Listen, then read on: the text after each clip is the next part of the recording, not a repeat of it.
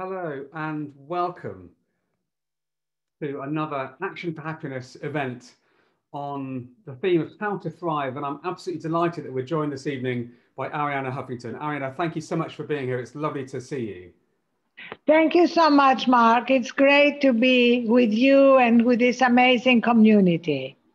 Well, thank you. And as you say that, it's wonderful to see thousands of people joining us, as always, from all around the world. So welcome to you all, wherever you are right now. It's always such a privilege to see the sense of community we get on these events. And we're looking forward, as always, to seeing your chats and responses in the community and any questions you'd like to pose to Arianna. So we will have a conversation together for just over half an hour or so, and then we'll come to your questions. So please do feel free in the audience to use the Q&A function.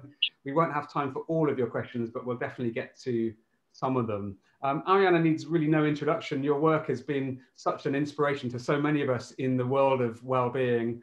But Arianna, I wanted to sort of turn to you really and almost start by winding the clock back to what brought you first into this whole area. I always find your own personal story very inspiring. Would you remind us why well-being matters so much to you?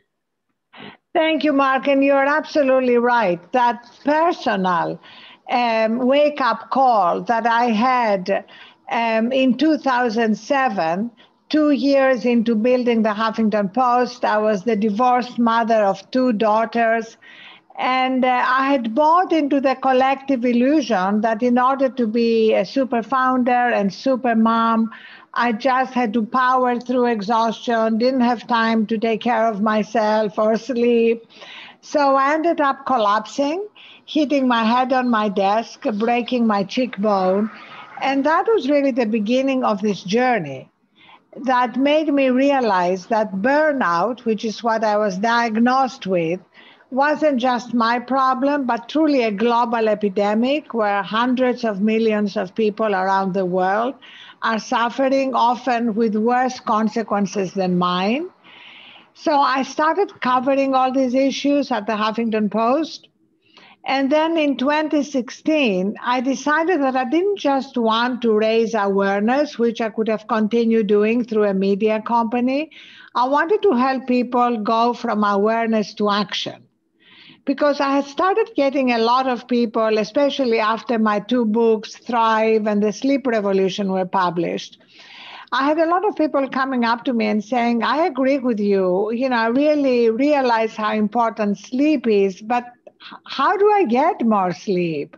How do I stay asleep or fall back to sleep when I wake up in the middle of the night? So I wanted to build a company that could have like a product, an app, a platform to help people all around the world go from awareness of what they needed to do to have healthier and happier lives to actually taking actions to have that life they wanted. And you're speaking, well, what you're saying is music to my ears, because of course with Action for Happiness, our whole focus is very much on that practical side of what can you do for yourself and for others. And we've found a lot, so much of your work a real inspiration. It definitely is in that sense of not just the theory, but the building this into people's real everyday lives. I want to come on to some of these questions around behavior and how we can build habits, but let's start with the basics really. You've been experiencing this personally and helping huge numbers of people. I like to sort of think, well, if we sort of want to start with a foundational set of principles, what do you think you've discovered are the foundations for good well-being and for avoiding that burnout that's so toxic? Well, the first thing we discovered, and that's based on all the latest science, but also validated by ancient wisdom, is that all the different aspects of ourselves are interconnected. So one of the reasons why behavior change apps don't work is because they tend to be point solutions, a meditation app, sleep app, a steps app, a weight app. And the truth is that each of these aspects of life affect the other. So we built a product that has everything together, sleep and 60-second resets during the day, because we know that in 60 seconds you can course correct from stress, which is amazing and something that makes me incredibly optimistic about change. Then food and movement, very basic. It's like, can you reduce the consumption of sugar and processed foods? We're not getting into the whole debate about paleo or keto or vegan, basic things that everybody can agree on. Then focus. We are finding that our phones and social media have become huge distractions. So giving people what we call micro steps, small incremental daily steps to set boundaries with our phone, social media, our relationship with technology. Money can be an incredible source of stress, and financial stress affects our well-being. And finally, connection, connection with ourselves. It starts with that, our loved ones, our co-workers, and central to the theme of connection at Thrive is gratitude.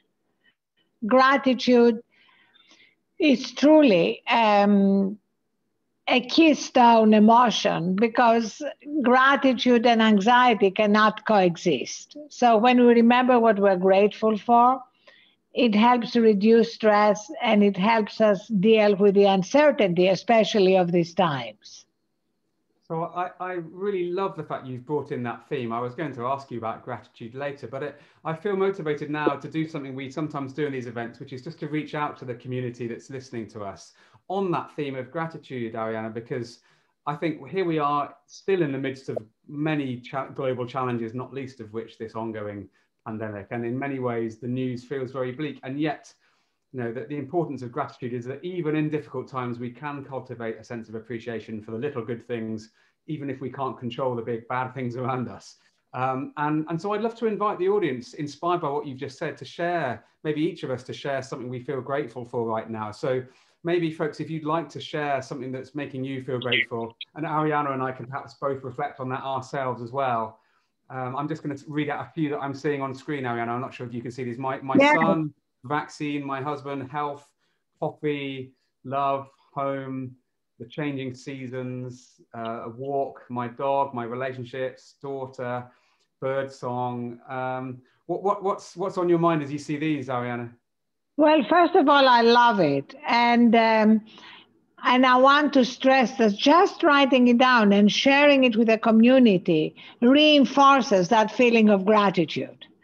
For me, right now, top of mind is my bulletproof coffee. And again, I'm saying that because we need to remember that gratitude can often be something very tiny. It's not just the big things like our children or our health. It's also like something small, like the flowers that I can see behind me, my cup of coffee that I love. Speaking here with you and this amazing community, these are all sources of gratitude, but very often we forget to acknowledge them. And it's not that we're pushing away, it's not that we're trying to push away the difficult things, it's sort of making space to hold those difficult things that are real and we can't necessarily get away from, but also to remember what's good. And it's that sort of healthy emotional balance that we sometimes lose, I think, when we don't have exactly. And also just being able to put all the difficult things in perspective. Sometimes gratitude is also the recognition of things that have not happened. I mean, I was so happy because I had been able to hike and walk and be much more physical during this year here in Los Angeles, where I am, because I didn't have to travel as much and be on planes and airports. And then on Saturday during a hike, I fractured my ankle. So here I am now, I can't hike, I can barely walk. And that actually was an opportunity to be grateful for that fact that I had all this year and that I can now, if I do things right and help my ankle heal, start doing them again and have renewed gratitude for that activity. So also look at all the things that we are able to do that at any point may be interrupted. I find that so inspiring because you've done a lovely example of framing something that is awful. I'm sorry to hear about your injury. That must be incredibly painful, but to be able to see the sort of, you know, the upside or the benefit of having not had that happen sooner, I think is a really inspiring way of looking at it. But let's come back to those foundational steps, because you made some really important points there. You talked about nutrition, you talked about sleep, you talked about being able to cope in stressful moments. I think that many of us who work in the world of happiness and well-being, we sometimes assume that these are very obvious, that we all know that being active is important and getting good sleep. I must confess, in my own life, when I really did things like get rid of the sugar, actually go to bed earlier and so on, I found it was far more transformational than I was expecting in terms of my mood, my ability to cope, my resilience and so on. So I think that we often overlook these basics and think they're a little bit too obvious, but we forget their power, I think. Have you found that as well?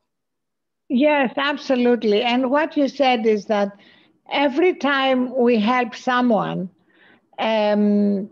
take these micro steps, it also reinforces them for ourselves. And I keep mentioning micro steps, so I want to explain them, Mark, because we believe that micro steps are the key to behavior change. For decades now, we had focused behavior change on big New Year resolutions. Mm. And yet we know that New Year resolutions are often abandoned before January is out. So we have broken every behavior change down to what we call micro steps, too small to fail. And that is key. Whatever you want to get better at, whether it's getting more sleep or reducing sugar intake or moving more, being more grateful, start really small. So I'd love to come on to the why about that, but let's take an example. So let's say sleep, you've mentioned. What would be some of the micro step examples in the context of sleep, Arianna? So my favorite micro step around sleep is to pick a time during the end of the day that you declare the end of your working day. And I say declare because there is no real end to our working day. Most of us could stay up all night handling things. So you declare the end to your working day by turning off your phone and charging it outside your bedroom. That is key. Now, if that seems like too big a change, because 72% of people around the world sleep with their phones, either on their nightstand or cuddled up with them. If that's too much, start with one night a week. Pick a Friday or a Saturday. Start somewhere, and then you begin to recognize how amazing it is when you disconnect from everything your phone represents, the world, its challenges, etc., and reconnect with yourself and allow yourself to fully recharge and start the next day able to face whatever challenges are there, but also with more joy. So rather than saying to ourselves, I must get better sleep in a sort of general sense, like a resolution, the specific thing is, I'm going to this evening make sure I turn my phone off at this time and then disconnect. So it's yes. much more actionable, isn't it? Very, very actionable. It's action for happiness, right? And very, very practical and very, very small. So you begin to build success around it. And that success, I guess, is important because it gives you that sense of efficacy that you start to see that it makes a difference and it encourages further change. Is that exactly right? Exactly. And then everything I'm saying is validated by science. I want to stress that because part of what we're doing at Thrive is kind of redefining wellness and self-care beyond kind of being warm and fuzzy to being rigorous and having a real impact on our health, on our happiness, on our productivity, on everything we want more of in our lives. Well, on that note, I know you've got a great new book just out. I think you even have copies of it with you there. That you is this book an example of how to build micro steps? Pub date is today. It's called Your Time to Thrive. And the subtitle is End Burnout, Increase Wellbeing, and Unlock Your Full Potential with a New Science of Microsteps. It has hundreds of microsteps in it, in every area, sleep, movement, food, gratitude. Another favorite microstep included in the book is how you start your day. We talked about how you end your day. How you start your day is also key. So again, make it small. Take 60 seconds in the morning before you go to your phone. And it's going to be easier if your phone is not on your nightstand. Yes. But most people go to their phones before they're fully awake. And that's a problem because they haven't really set their intention for the day. Be clear about what they want to get done this day. Remember what they're grateful for. Focus on the breath, whatever. Just 60 seconds before you start dealing with whatever is waiting for you on your phone, and you never know what it is. And those unexpected things that are on the phone waiting for us can often derail us right at the start of the day, can't they? And set us off on a sort of chain of anxiety. So I think that's so wise. Now, you mentioned movement as well. Lots of us, I think, have a difficult relationship with physical activity. We tend to associate it with being in the gym and doing things we don't enjoy. What's a good microstep to build more sort of healthy, natural movement into our days? So an easy microstep is to set, again, the 60 seconds is like an incredibly important part of everything we believe. So set 60 seconds between your Zoom calls. If you're having, Zoom meeting after Zoom meeting, don't do that without getting up for 60 seconds and moving around or turning some of your Zoom meetings into calls. There is absolutely no law that says every exchange, every interaction has to be on Zoom or Teams or whatever virtual conferencing you use. Remember old-fashioned calls. I mean, a lot of my meetings, especially internal meetings, are on phone so that I can walk around and talk. So make it easy, instead of the typical New Year resolutions, I will go to the gym for an hour a day, even when the gyms were open. Break it down into small, tiny micro steps. And one of the lovely examples I've heard, I think I've heard you and Thrive mention, is about how we can sometimes combine steps we'd like to take with habits we do every day. I mean, one I like to do is using when I'm cleaning my teeth as a chance to remember to breathe and be mindful. Do you find that's a helpful way of Absolutely. Habit stacking, we call it. And it really works because there are a lot of things we do during the day that don't involve using our minds. Brushing your teeth, as you mentioned, washing your hands, washing the dishes. And during that time, I've programmed myself to remember what I'm grateful for. Another favorite habit stacking of mine, especially during the pandemic, when it's been so tempting to binge watch favorite shows. So mine was to make a pact with myself that I could only binge watch my favorite shows on my treadmill.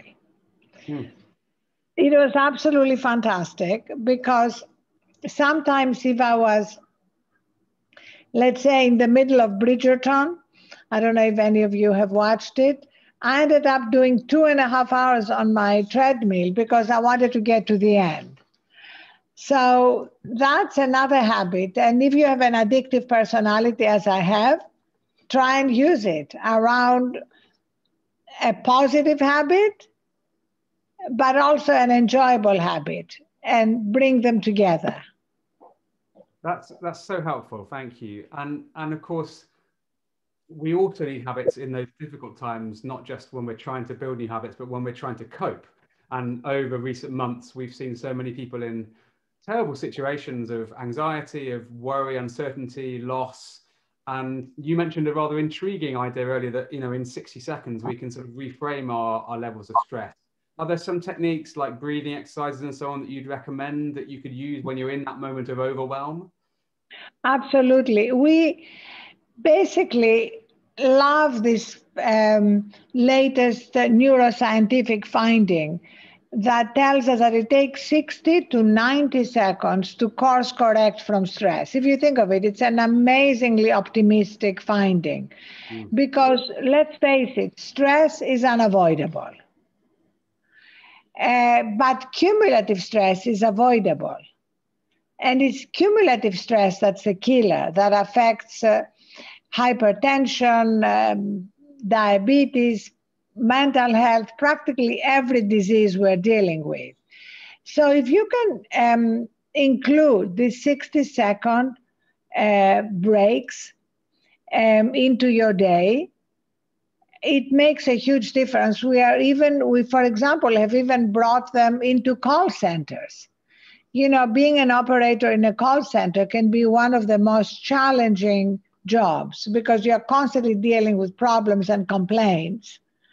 So if these calls are interrupted with what we call Thrive calls, 60 seconds reminding you to get up and stretch or breathe consciously or asking you to remember what you're grateful for, the data is amazing in terms of the impact it has on the stress level of the operators and the way they interact with customers.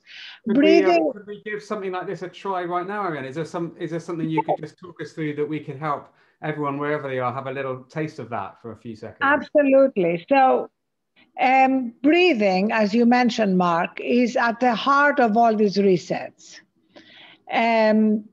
One form of breathing is called box breathing, and Navy SEALs use it here in the States in moments of extreme stress. So if it's good enough for Navy SEALs, it's good enough for the rest of us. So the way box breathing works, let's try it now. Let's inhale to the count of 4.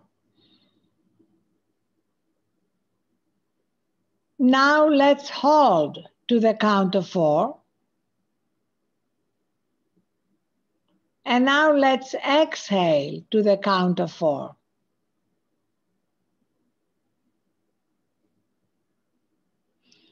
That's it. Very simple. And let's do it one more time. Pause to the count of 4. Exhale to the count of 4. And one more time. Inhale to the count of 4. Pause to the count of 4.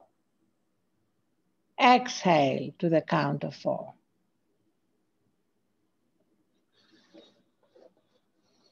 Even in that short break, I can already feel a sort of sense of a reset. And I think this idea of micro steps is so powerful. I can see lots of people on the chat asking about the book and asking about being able to watch this conversation. So just to let you all know, folks, that we'll be sending a follow-up link tomorrow with a link to the video from this conversation and also to the book as well, and to obviously Thrive and or Arianna's great website. So you can follow up on that and share with others. I wanted to move us on, Arianna, to, I guess, the situation we have found ourselves in recently globally. And in a moment, we'll come on to talk about perhaps what we'd like to see different in society as a whole. But I know you've got a great new podcast, which I've been enjoying listening to, about what I've learned, asking fabulous people for their perspective on what they've learned. I wanted to turn that a little bit round to you and say, if you had to reflect on what we've been through collectively as a society recently, what you've learned about human nature or about thriving, about what really matters, what's on your mind? So I would say that what I've learned has a lot to do with being very clear about what I value in my life and how can I Marie Kondo my life, if you want, to do more of what truly matters and less of what doesn't. And as it happened, normally I live in New York, but I'm here in Los Angeles, where there is a garage. I mean, this is a family home where I brought up my daughters, and there's a garage that was filled with boxes I had not looked at for decades. And I found a lot of my old journals. And what was so interesting that I learned all over again during the pandemic is that for a lot of my life, I had this critical voice in my head, that I called the obnoxious roommate living in my head, doubting me, judging me, And I learned during this year how can we bring more self-care and forgiveness and fewer judgments to our own journey? Because the truth is that perfectionism and perfection are not of this world. The most we can aspire to is excellence. So if we can give ourselves some slack and learn from our mistakes without beating ourselves up, I think that's something which became much more clear to me during this year, when what was truly important was much more in the forefront of our lives. And I think we've seen alongside many frightening things, some really positive beginnings of social change. And I think one of the most notable ones, which of course you've been playing a big role in, is more conversations about our mental well-being and our mental health. And I think so many of the discussions about what's going on in the world now include a sense of, what does this mean for risk of anxiety? What does this mean for people being able to have good relationships and stay socially connected?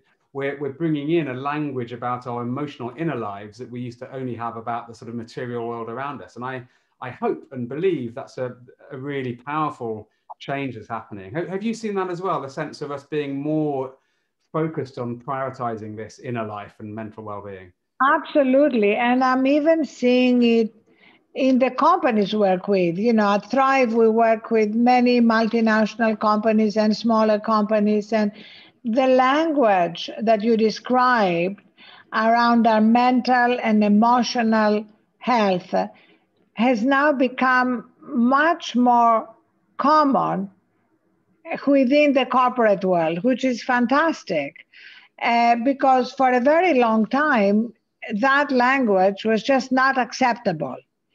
And now it's really much easier for people to bring their whole selves to work and be much more open when they are dealing with problems, and not see that expression of vulnerability as a weakness. Yes, in fact, vulnerability becomes a real strength and a power and a form of inspiring leadership, doesn't it? And I feel that this links to something, again, I've seen you talking about before, which is about the need to redefine success. We've tended for too long to think of success in terms of external validation and financial reward. And I think what the pandemic, amongst many other things, has reminded us that success is more about our inner values and inner sort of mental capacity and inner peace to some extent, and our purpose and contribution, that sense of meaning rather than that sense of external validation. I'd love to hear your thoughts on a meaningful life and real success. Absolutely. Well, in my book, Thrive, I really talk about how what philosophers used to call the good life has been reduced to just the successful life, and success reduced to just money and status. And I consider this like trying to sit on a two-legged stool. It doesn't work. The third leg of the stool is exactly that sense of well-being, wisdom, wonder about life, and giving back. I mean, we need all that interconnected to be able to have a fully thriving and happy life. And sometimes people think there's a sort of disconnect between self-care and all these fantastic sort of micro habits we can build for ourselves and our desire for social change. Many in this community, and I know you and I both sort of share a passion for social change, wanting to act on systemic racism, on climate change, on injustice in society. And somehow it seemed that meditating or looking after your own well-being is distant from that. I suspect you believe these two things are very related. Is that right? Absolutely. In fact, in my podcast on the What I've Learned podcast on Audible, with Van Jones, who is a major social activist, he talks a lot about that. He talks about how he had also believed that self-care was an indulgence, a luxury. And now he realized during this year that, in fact, taking care of himself is going to make him a better activist for many more years. And, I went back to the civil rights movement, and it was amazing to see how self-care was seen as foundational, almost a spiritual undertaking that supported the work of social activism and improving the world. And Rosa Parks herself did yoga into her 90s. And so we need to bring these two things together. Self-care is not a luxury. It's not self-indulgence. Also, when we take care of ourselves, when we are not running on empty, we are much more likely to be empathetic, to be caring, to be forgiving. When we are running on empty, when we're in a fight or flight mode, we are often the worst versions of ourselves. I know I can say that about myself. And I think that's a real inspiration for all of us involved with Action for Happiness, because here we are wanting to create a happier world. And I think part of that comes from permission to look after yourself so that you can look after others better. So I'd love to come back before we come to questions, because I'm really keen to get to other things people are wanting to ask. But this idea of nourishing ourselves in order to nourish others. We've talked about sleep, we've talked about movement, we've talked a bit about nutrition, we've talked about dealing with those stressful moments. What about relationships? Because you mentioned the importance of connection, and yet here we are, many of us who've been locked down with our loved ones. It's hard doing relationships right. It's, relationships inevitably have differences of opinion, and here we are in a world where there feels like there's more polarization than ever. How do we build good relationships that support our collective well-being? Well, obviously, I profoundly believe, Mark, that it starts with our relationship with ourselves. We often forget that. And as Thich Nhat Hanh, the Buddhist monk, said, right now in our modern life, with all the temptations of technology and social media and binge watching, it's never been easier to run away from ourselves. So when we establish that connection to ourselves, it becomes easier to connect with others and to go deeper in these connections, which has been something else that happened during this year. We found ourselves with our immediate families. If we're lucky, a lot of people were alone, which was another problem this year, the problem of huge social isolation. If we were with our immediate family, we also found that it was an opportunity to go deeper. It was an opportunity to address maybe problems that had not been addressed. And we recognized how it all starts with our relationship with ourselves. That's very wise. So before we go to questions, you shared a bit about your own practices. I mean, lovely to hear about how you were hiking before this injury, and the start of day routine, the end of day routine. What are some of the other things that really nourish you? You're doing so much, Arianna. You're so busy. You have so many demands on your time. How do you keep that sort of positive relationship with yourself? What other things help? Mark, I find that for me, sleep is foundational. I get 8 hours a night. And of course, like in all our lives, there may be a few nights when I don't, but I recognize the difference. When I get enough sleep, I wake up fully recharged and able to bring joy into my life, not just productivity, but joy. That for me is a barometer for how I'm doing. And I just feel very blessed to have a job running Thrive Global that is my passion. And so every day is a day I look forward to having a conversation with you, reaching all the amazing people here, even using my social media. You can find me on Instagram, LinkedIn, Facebook, Twitter, all about these issues. I love to use them to bring inspiration, motivation. And so everything I'm doing is kind of interconnected with how can we change the way we work and live? How can we stop this collective delusion that in order to succeed, we have to burn out? Mark, I kind of try to understand how come an entire global culture believes something false. And it goes back to the first industrial revolution when we started revering machines, and the goal with machines and with software is to minimize downtime. But for the human operating system, downtime is a feature, not a bug, and we need to remember that.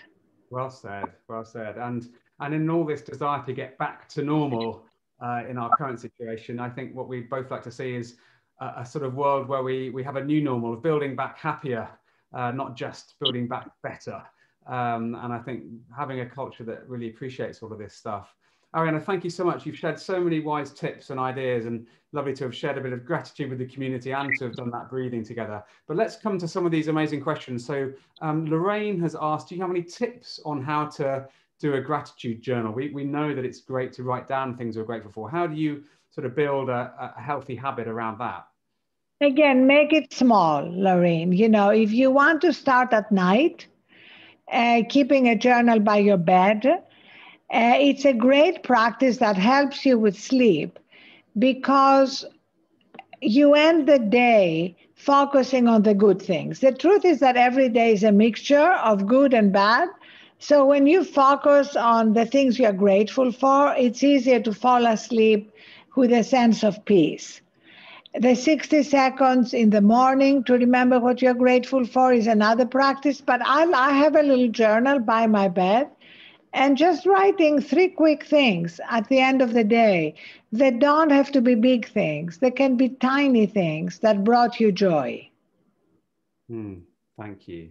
Honor has said, honestly, I've always struggled to learn and to adjust to new situations. And I feel like I'm putting a significant effort into everything. So I feel that sense of burnout on a regular basis. What can someone like that do when they're, dealing with change to avoid burnout? So when you're dealing with change or particular challenges, prioritizing sleep, trying to reduce sugar, because, ironically, when we are particularly stressed, we are more likely to stress eat. And then it creates this vicious cycle. So we believe in swaps, nothing dramatic, but can you swap one thing with something less sugary? Or even half that drink. It's like we're working with a lot of people at the moment who are very addicted to sugary drinks. And one of them, for example, that we're working with was drinking 7 sodas a day.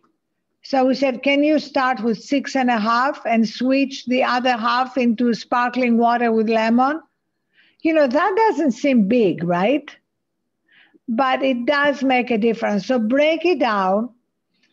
I would totally start with sleep, because when you get enough sleep, you are much more able to deal with challenges. And we have a whole series of sleep meditations we did for Audible that you can download. We have a podcast called Meditative Story, as well as the one I mentioned, What I've Learned. And you can use a lot of support to get the foundation you need when you're going through a lot of change. Well, that's good to hear. We'll try and make sure we include that in some of the resources we share with the audience tomorrow as well. Clara has asked or made the point that one of the challenges of the pandemic has been this blurring of the spaces where we work and where we learn and where we rest. The sort of homework divide has been blurred. Given that so many people are going to be, potentially continuing to work from home, perhaps for many months, perhaps even changing patterns of work and home for the foreseeable future. What tips do you have for thriving in that world? So, this boundaryless work that you described is a definite problem. That's why it's very important to practice some micro steps. One of my favorites is to pick a time at the end of the day that you stop consuming coronavirus news and doom scrolling on social media. And that creates a boundary. And in order to make it easier, maybe find a good book that you love that has nothing to do with work. It could be fiction, it could be poetry, it could be a spiritual book. I personally love reading real books. I love underlining them. I love the tactile feeling of holding. And and even if you're in bed and you are reading before you go to sleep and you get drowsy and you let it drop, it doesn't matter. It doesn't break your iPad. So starting with the small things, and setting boundaries and saying no. If something is going to deplete you, you don't have to do everything that's being asked of you. Because when you can take some time to nurture and refuel yourself, you can give from your overflow. It's like the oxygen mask principle on the airplane, isn't it? That when you put your own mask on first, you can help others. But I must confess that in my own life, that learning to say no to some things was actually allowing me to say yes to other things in a much stronger way. Lauren has asked what I think is a really important question right now, when we sometimes feel overwhelmed by the state of the world. What are you most optimistic about for the years ahead? That's from Lauren in New Zealand. Thank you, Lauren. I'm very optimistic by the fact that for the first time, we have a once in a generation opportunity to redefine how we work and live, to stop glamorizing just being busy, to learn to prioritize what we value. And as it often happens, a crisis is a terrible thing to waste. And we can use this crisis as a catalyst for change. A lot of these things we've known for a while, but it's often hard to bring about fundamental changes. When there is a crisis like the one that the world is going through, this can become a portal to build back happier, as you put it. Mm-hmm. I love that, and I share the sense of optimism, but it also brings me on to a really, really good question by Pam, who's referring to toxic positivity. And I think we have to be careful in the work that we do, that we're not seen to be saying that, you can just wish yourself to be happy, or that we're in some way ignoring the challenges in the world. And there are some aspects of the sort of positive thinking world which can be a little bit naive. So how can you... The question from Pam is, can you talk about how to provide people with wellness skills without contributing to what she's calling toxic positivity, or sort of over the top positivity? Well, actually, the number one cultural value at Thrive and that we teach to the companies we're working with is what we call compassionate directness. It's very important to encourage that both in families and in companies. Because if we don't express our frustrations, our disappointments in a compassionate way, they just fester. So I agree with you. This is not about being Pollyannish. This is not about not acknowledging challenges, hard emotions, especially during a year of incredible losses and grief, losses of life, financial losses. Accepting that, recognizing it, is the first step to transcending it. It's really like the serenity prayer. It's really acceptance and the recognition that some things we can change and some things we cannot, and having the wisdom to separate the two. Well said. Let's come briefly to the world of work, because I know you do so much great work with organizations. And Frank has asked, what more can be done for corporations to integrate wellness as part of their culture, so we get beyond this overworking and thrusting the responsibility of self-care onto employees in their limited free time? What would you say to Frank? Well, Frank, the great news now is that Wellbeing has crawled out of the HR benefits department and onto the CEO desk, because the connection between well-being of employees, mental health of employees, and business metrics is so clear now. And that is one of the positive consequences of the pandemic.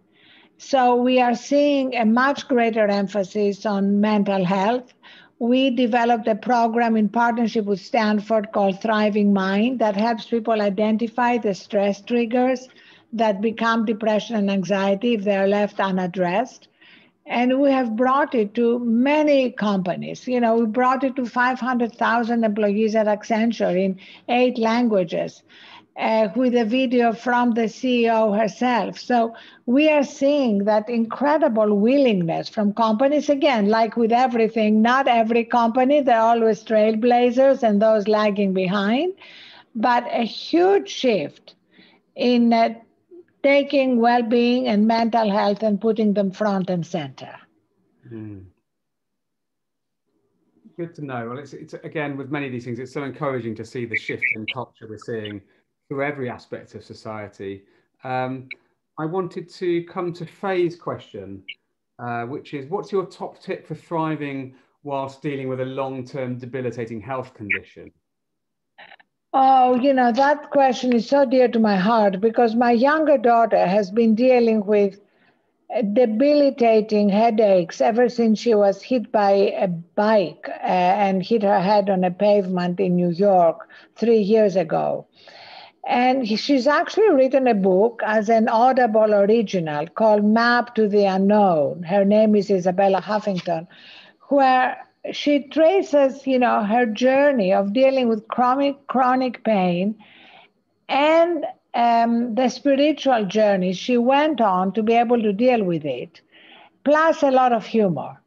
So what she found is that it's very hard to deal with chronic pain without some sense of meaning, of the place of pain in a universal order of things. Some of the big questions that philosophers and spiritual teachers have addressed, but also bringing in some humor, which helps her bring her own pain in perspective. It's going to be 3 years on March 30th. And I don't know what your condition is, but in her case, after multiple doctors and multiple therapies and treatments, she's still dealing with these headaches. And that has really brought us closer to the chronic pain community, which is huge around the world. And I just feel that it's always an individual journey, but there is a lot of power in that community of sharing practices to be able to get through it. And I think it's sharing those personal stories in all aspects of life that's so helpful for ourselves and each other. And I'm very grateful that you've shared a lot of sort of personal insights with us this evening. On that note, going right back to how you described yourself in your introduction as referring back to yourself as a divorced young mother at the beginning of your story, Janine has said, Arianna, if you could go back in time, what would you say to that divorced young mother to inspire her? Well, I would tell her to cut herself some slack. You know, so self-judgmental. And I think if I had taken better care of myself, taken time to refuel myself, I would actually have been better at everything I did and would not have put my own health at risk. Yes, I think that's very wise. You talked earlier on, what did you describe the words you used to describe the inner voice in your head, your unhelpful... Obnoxious roommate. Obnoxious roommate, yeah. I think lots of us have an obnoxious roommate.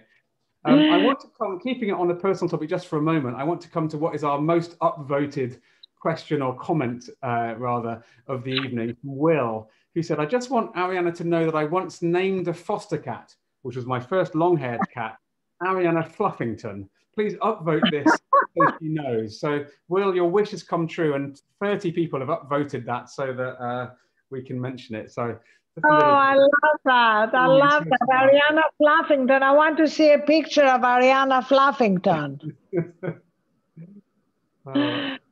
And another popular question, I think these kinds of questions are always interesting, but people are keen, I think, to hear your sort of synopsis of the things that matter most.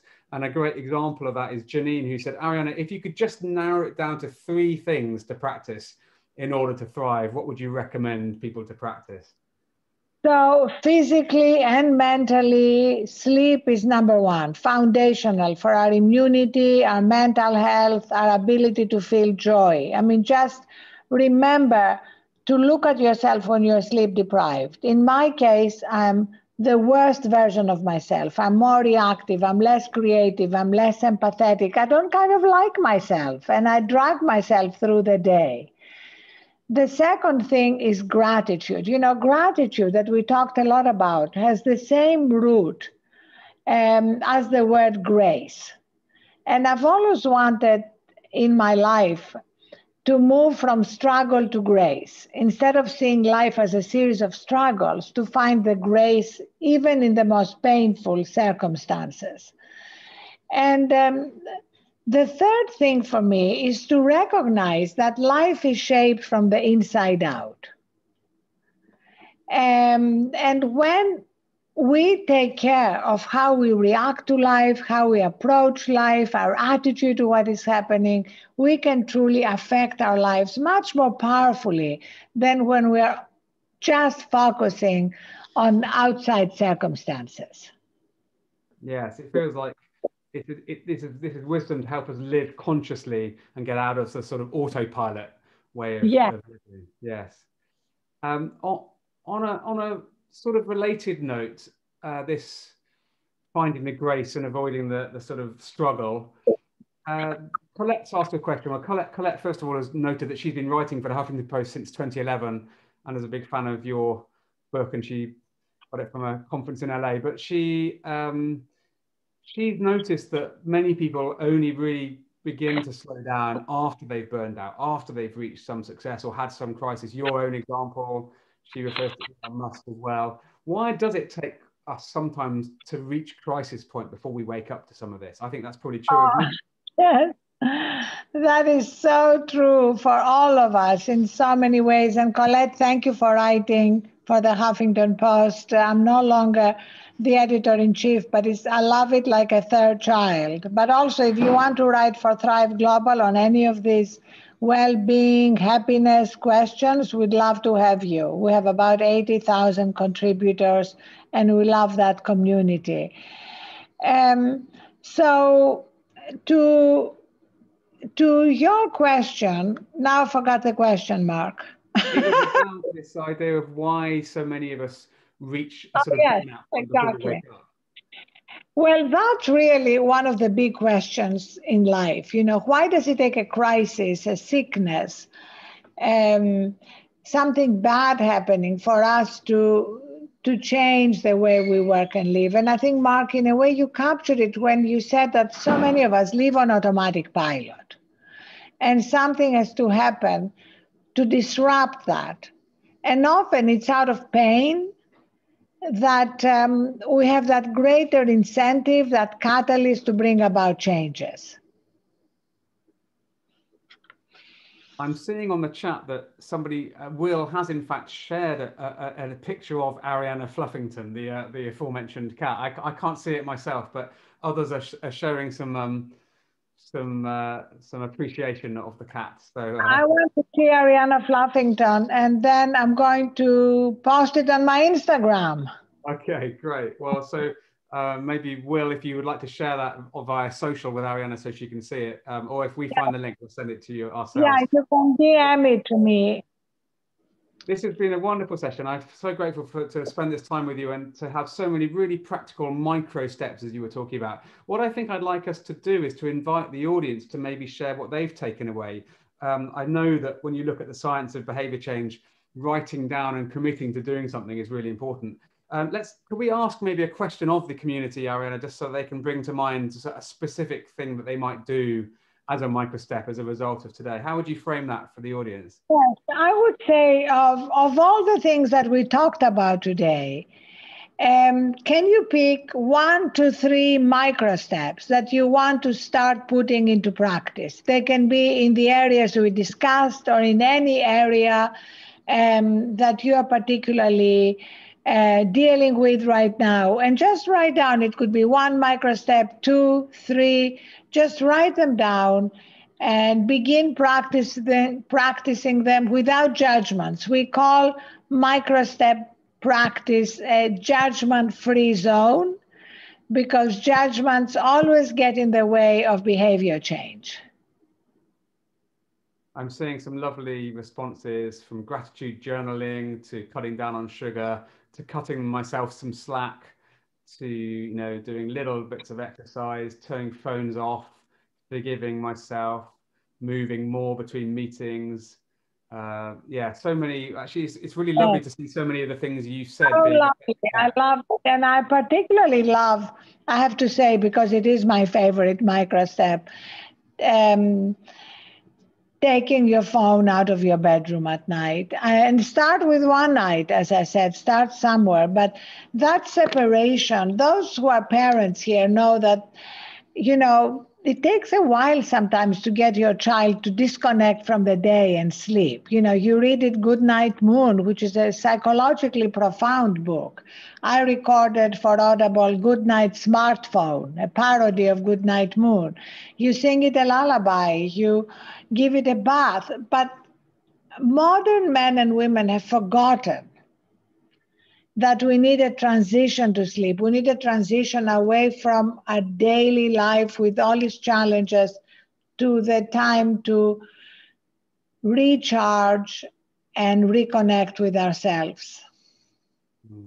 Well, I think we're rapidly running out of time, and that's such a lovely place to leave this conversation. I think you've reminded me and all of us of so many important things tonight, Arianna, but I think the feeling I'm left with most of all is that the reason why these self-care basics are important is that they nourish us, but they also help us to be more of a force for good in the world, a better parent, a better colleague, a better friend, a better human, and to put our values into practice and to help create more of the world we'd like to see. So this is, as you said, it's not selfish, it's essential for creating the change we want. So thank you so much. Is there a final thought you'd like to leave us with as we part this evening? I just want to say thank you so much, Mark. Thank you for this amazing community. Please stay in touch. DM me on Instagram, LinkedIn, any social medium you follow, and would love to be on this journey together going forward. Thank you so much. Thanks, Arianna. Really grateful for your time. And thank you, everyone, for being here and being so interactive and supportive this evening. It's been a great session. See you again soon. Keep up the great work, Arianna. Thank you. Thank you so much. Bye-bye.